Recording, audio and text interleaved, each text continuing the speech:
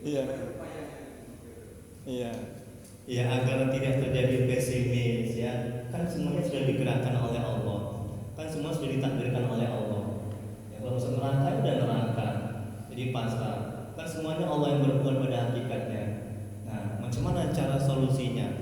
Ya, agar tidak terjadi pesimis, kemudian kita tidak putus asa, kita tidak tidak lemah gitu. Nah, macam mana caranya?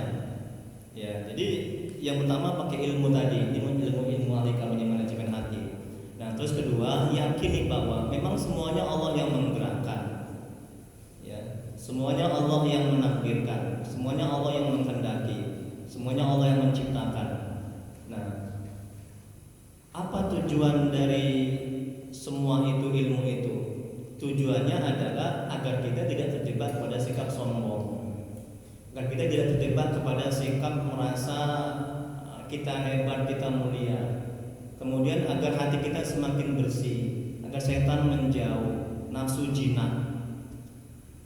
Nah, jadi itu adalah suatu ilmu, suatu cara agar kita tidak terjebak atau terkena penyakit-penyakit hati. Makanya kita rasakan, kita sadari dalam hati, pada hakikatnya semua perbuatan kita itu adalah perbuatan Allah. Semua yang berkehendak itu adalah kehendak Allah. Semuanya atas izin Allah. Kalau itu yang kita lakukan untuk manajemen hatinya, Allah akan menguatkan kita. Allah akan memberikan energi-energi positif dalam diri kita. Dan setan semakin jauh, nggak berkutik untuk menguasai kita, untuk menggiring kita. Tapi kalau hati kita tidak menyadari bahwa semua amal ibadah yang kita lakukan itu adalah perbuatan Allah pada hakikatnya, ciptaan Allah, kehendak Allah, atas izin Allah itu terjadi. Sudah ketentuan Allah, sudah tertulis di kitab Lauh Mahfuz sebelum alam ini ada, bahwa kita beribadah pada tanggal sekian, bulan sekian, jam sekian. Ya, hati kita tidak menyadari seperti itu setan mendekat, setan menuntun, nafsu menuntun, nafsu menggiring, setan menggiring. Akhirnya kita stres, menderita. Nah, jadi sekali lagi ya, itulah metode atau ilmu ya, dari kajian ahli kam ya, manajemen hati, agar kita terlindungi atau hati kita bisa selamat dari penyakit hati. Dan orang yang merasakan bahwa la haula wala quwata illa billah, tidak daya dan upaya kecuali dengan bantuan dan pertolongan Allah, dia tidak akan semakin lemah, dia tidak akan semakin putus asa, dia tidak akan semakin jauh dari Allah, dia tidak akan semakin terpuruk, tidak ya. Bahkan dia akan semakin semangat ibadah, semakin bersih hatinya, semakin tawadu, karena dia bisa beramal, beribadah karena bantuan pertolongan Allah, dari upaya Allah. Setan menjauh, itu nggak berkutik setan. Nafsu tertekan, jinak, sehingga menjadi nafsu yang baik. Nah, begitu dia Pak Haji. Maka terus kondisikan hati kita kaitkan ke Allah. Bekerja bismillah, makan bismillah. Ya. Nah, kita sholat juga begitu, niatkan karena Allah, mengharap ridha Allah. Insya Allah ya, hati kita terus tertata, termanage, bahwa ibadah yang kita lakukan semuanya atas bantuan Allah, pertolongan Allah, atas izin Allah. Allah yang menciptakan dan pendakikannya Allah yang berbuat. Wallahu a'lam bishawab. Allah yang mengetahui jawabannya. Ada lagi mungkin? Ada Ibu? Ya Pak Haji. Apa kabar Pak Haji? Sehat Pak Haji? Alhamdulillah. Silakan Pak Haji. Ya.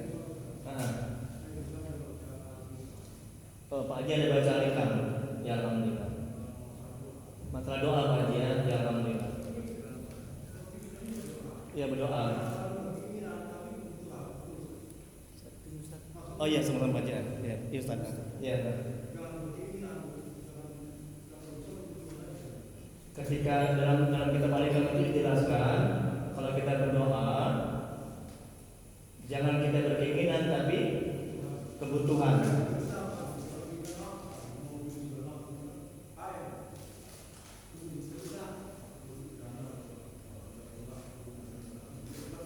Iya, iya, iya, iya.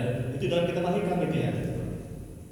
Oh, jadi kalau kita berdoa, hati kita jangan kita rasakan, kita niatkan kita berdoa itu untuk keinginan, tapi untuk kebutuhan. Kalau keinginan cenderung nafsu, betul. Kalau kebutuhan itu betul-betul emang kita butuhkan. Dan kalau keinginan tidak akan pernah puas. Tapi kalau kebutuhan sekedarnya, ya betul itu memang. Nah, tapi lebih baik lagi, nanti ada hikmah di lain itu dalam kitab Al-Hikam.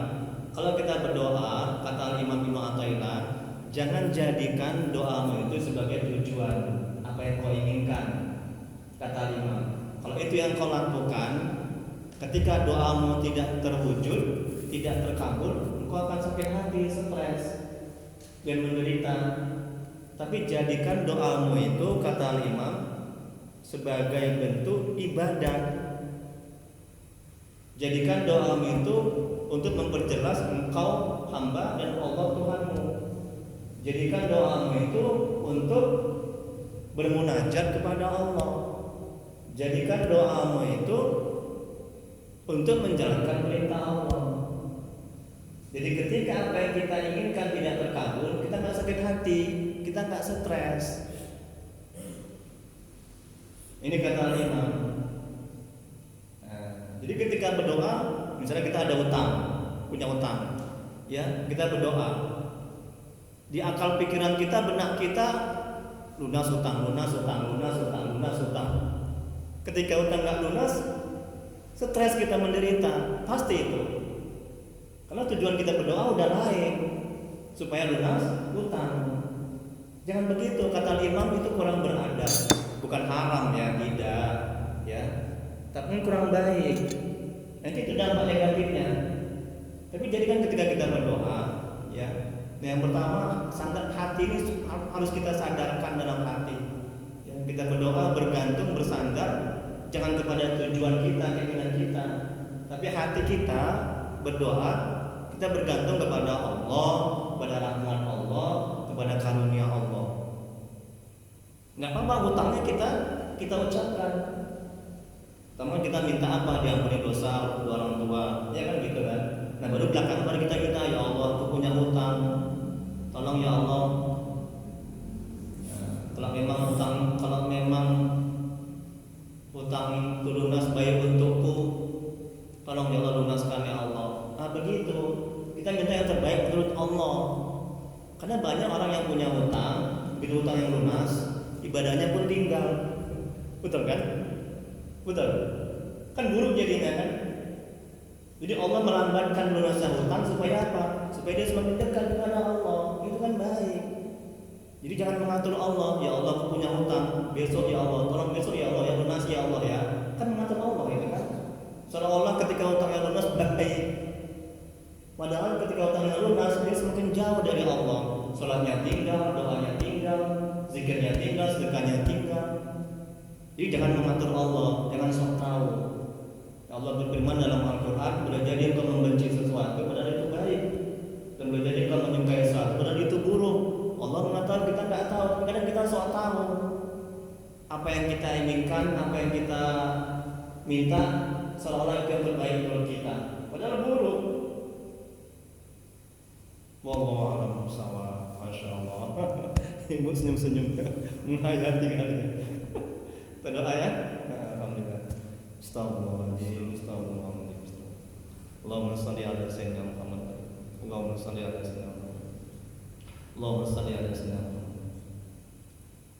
Bismillahirrahmanirrahim. Alhamdulillahirabbil alamin. Hamdan fi ni'mahu wa yakfi mazidah. Ya Rabbana lakal hamdu kama yanbaghi li jalali wajhika wa 'azimi sultanik. Allahumma salli ala sayyidina Muhammad wa ala sayyidina Muhammad. Ya Allah ya Allah yang Maha Pengasih lagi Maha Penyayang, dengan keberkahan kemuliaan Muhammad sallallahu alaihi wasallam, dengan keberkahan kemuliaan Syekh Al-Fadil Aceh, la ilaha illa anta subhanaka inni kuntu minaz zalimin. Ampuni ya Allah dosa kedua orang tua kami, ampuni sebesar apapun masa lalu mereka.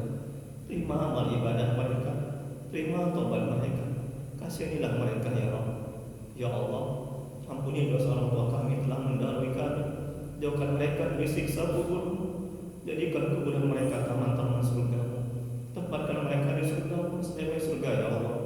Ya Allah, mohon ya Allah, ampuni dosa dan maksiat kami ya Allah, ampuni sebusuk apapun masa lalu kami, terima amal ibadah kami, terima taubat kami, kasihanilah kami ya Allah, murahkan rezeki kami dan berkahi, mudahkan urusan kami dan berkahi, panjangkan umur kami dan berkahi ya Allah.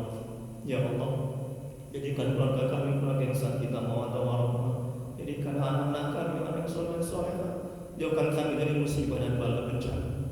Ya Allah, tolong ya Allah, tuntun hati kami agar bisa istiqomah di jalan-Mu, agar bisa selalu mengingat-Mu, agar bisa selalu mengingat Rasul-Mu ya Allah. Ya Allah, bila di antara kami, keluarga kami, saudara kami ada yang sakit, mohon ya Allah, sembuhkan penyakitnya ya Allah. Angkat musibah yang mereka alami ya Allah, ganti musibah yang mereka alami dengan yang lebih baik nantinya ya Allah.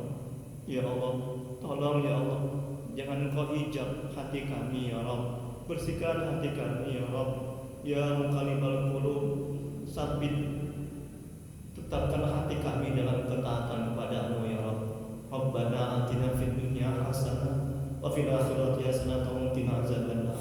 Wassallallahu ala sayyidina Muhammad wa ala alihi wasallam. Subhana rabbika rabbil izzati amma yasifun. Wassalamun alal mursalin walhamdulillahi rabbil alamin. Allahumma shalli ala sayyidina Muhammad.